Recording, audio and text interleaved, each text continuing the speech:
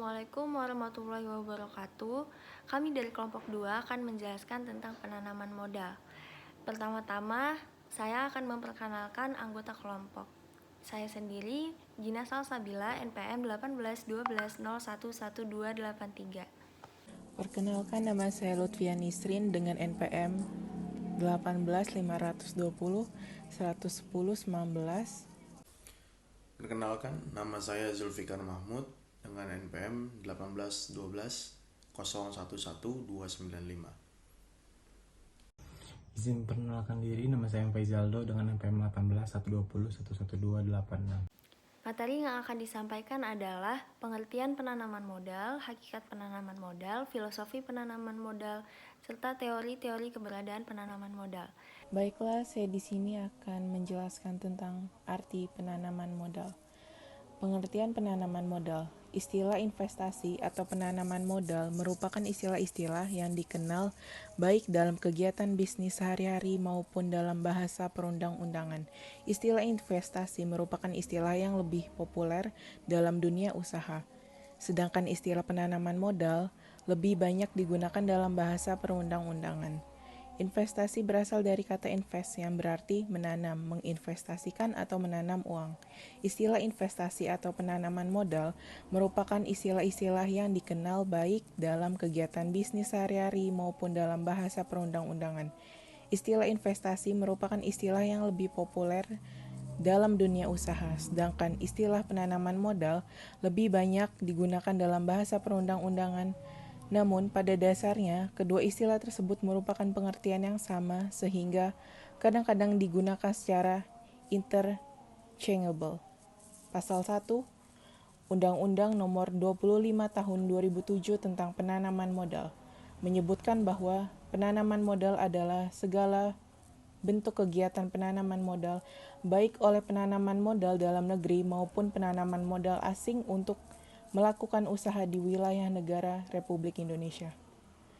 Menurut Salim HS, yang dimaksud dengan investasi itu adalah penanaman modal yang dilakukan oleh investor, baik investor asing maupun domestik dalam berbagai bidang usaha yang terbuka untuk investasi dengan tujuan untuk memperoleh keuntungan. Dari beberapa pengertian yang telah saya sebutkan, dapat ditarik unsur-unsur terpenting dari kegiatan investasi atau penanaman modal, yaitu 1. Adanya motif untuk meningkatkan atau tidaknya untuk mempertahankan modal. 2. Bahwa modal tersebut tidak hanya mencakup hal-hal yang bersifat kasat mata dan dapat diraba, tetapi juga mencakup sesuatu yang bersifat tidak kasat mata dan tidak dapat diraba. 3. Investasi dibagi menjadi dua macam, yaitu investasi asing dan investasi domestik. Investasi asing yang bersumber dari pembiayaan luar negeri, sedangkan investasi domestik adalah investasi yang bersumber dari pembiayaan dalam negeri.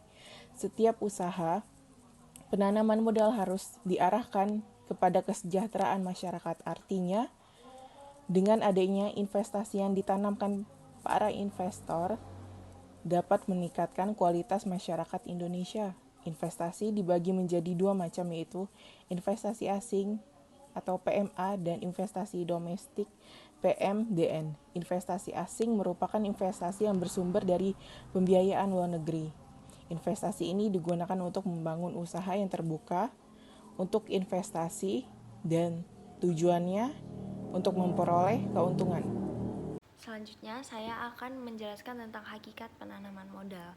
Dalam Undang-Undang Penanaman Modal Nomor 25 Tahun 2007 tentang penanaman modal tidak mengadakan pemisahan atau pembedaan antara penanaman modal dalam negeri dan penanaman modal asing. Dalam hal ini, undang-undang tersebut hanya mengatur mengenai kegiatan penanaman modal secara keseluruhan. Untuk itu perlu diperoleh pemahaman mengenai pengertian penanaman modal. Pembatasan dan pemahaman mengenai pengertian penanaman modal berarti memberikan konsep yang jelas terhadap pengertian penanaman modal.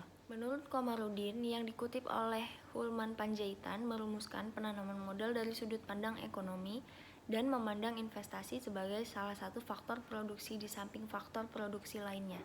Pengertian investasi dapat dibagi menjadi 3 pengertian, yaitu suatu tindakan untuk membeli saham, obligasi, atau suatu penyertaan lainnya. 2. Suatu tindakan memberi barang-barang modal. Dan yang ketiga adalah pemanfaatan dana yang tersedia untuk produksi dengan pendapatan di masa datang. Sedangkan yang dimaksud dengan penanaman modal menurut pasal 1 ayat 4 UU nomor 25 tahun 2007 tentang penanaman modal adalah perseorangan atau badan usaha yang melakukan penanaman modal yang dapat berupa penanam modal dalam negeri dan penanam modal asing. Di sini saya akan menjelaskan sedikit tentang filosofi penanaman modal.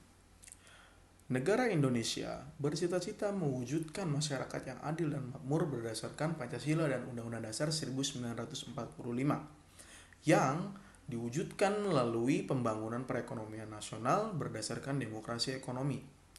Wujud pembangunan ekonomi tersebut dapat dilakukan melalui penanaman modal.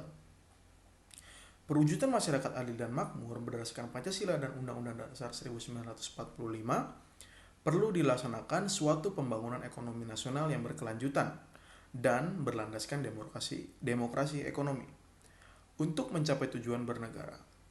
Bahwa dalam menghadapi perubahan ekonomi global dan keikutsertaan Indonesia dalam berbagai kerjasama internasional, perlu diciptakan iklim penanaman modal yang kondusif, promotif, memberikan kepastian hukum, keadilan, serta efisien dengan tetap memperhatikan ekonomi nasional. Penanaman modal merupakan segala suatu bentuk kegiatan menanam modal, baik penanaman modal asing untuk melakukan usaha di wilayah Republik Indonesia. Kegiatan penanaman modal dalam negeri adalah kegiatan untuk melakukan usaha di wilayah Republik Indonesia yang dilakukan oleh penanam modal dalam negeri menggunakan modal dalam negeri. Oleh sebab itu, penanaman modal harus menjadi bagian dari penyelenggaraan perekonomian nasional. Tujuan dari penyelenggaraan penanaman modal adalah antara lain untuk meningkatkan pertumbuhan ekonomi nasional, menciptakan lapangan pekerjaan, meningkatkan pembangunan ekonomi berkelanjutan, meningkatkan kemampuan daya saing dunia usaha nasional, meningkatkan kapasitas dan kemampuan teknologi nasional, mendorong pembangunan ekonomi kerakyatan atau pengembangan ekonomi kerakyatan, mengolah ekonomi potensial menjadi kekuatan ekonomi real dengan menggunakan dana yang berasal baik dari dalam negeri maupun dari luar negeri, dan meningkatkan kesejahteraan masyarakat. Penyelenggaraan penanaman modal dapat tercapai bila faktor penunjang dan penghambat iklim penanaman modal dapat diatasi melalui perbaikan koordinasi antar instansi pemerintah pusat dan daerah, penciptaan birokrasi yang efisien, kepastian hukum di bidang penanaman modal, biaya ekonomi yang berdaya saing, serta iklim usaha yang kondusif di bidang ketenagakerjaan dan keamanan berusaha. Ini saya akan menjelaskan teori keberadaan penanaman modal. Ada teori yang pertama, yaitu menunjukkan adanya sikap yang ekstrim yang tidak menginginkannya rasa ketergantungan dari negara terhadap penanam modal, khususnya modal asing, sehingga dengan tegas menolak adanya penanaman modal asing di negara mereka yang mereka anggap sebagai kelanjutan dari proses kapitalisme. Pelopor teori ini dianut oleh Karl Marx dan Robert Murdoch. Lalu ada teori yang kedua, yaitu berupa teori yang bersifat nasionalisme yang pada dasarnya diliputi kekhawatiran akan adanya dominasi penanaman modal asing.